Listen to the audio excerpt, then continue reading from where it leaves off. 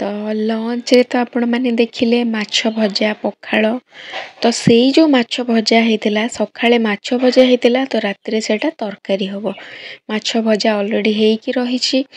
ଏବେ ମସଲା ତିଆରି ହେଇଗଲା ତ ସେଇ ସମୟ ଭିତରେ ମୁଁ ଟିକେ ପେଟ ପୂଜା ବି କରିଦେଲି। କରିସାରିଲା ପରେ ପୁଣି ଆସିଲି କିଚେନକୁ।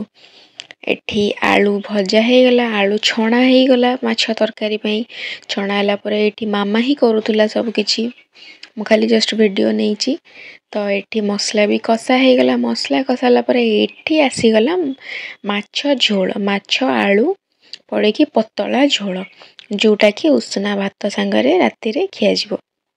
ଆପଣମାନେ ଭାବୁଥିବେ ରାତିରେ ଭାତ କ'ଣ ପାଇଁ ଖିଆ ହେଉଛି? ଯେହେତୁ ଆଜି ନନଭେଜ୍ ମାଛ ତରକାରୀ, ତ ସେଥିପାଇଁ ଭାତ ଆଜି ଟିକେ ଇଚ୍ଛା ହେଲା, ସେଥିପାଇଁ ଭାତ ମାଛ ତରକାରୀ ଆଳୁ ପଡ଼ିକି ପତଳା ଝୋଳ ହେଲା, ଝୋଳ ହେଇକି ଖିଆ ହେଲା।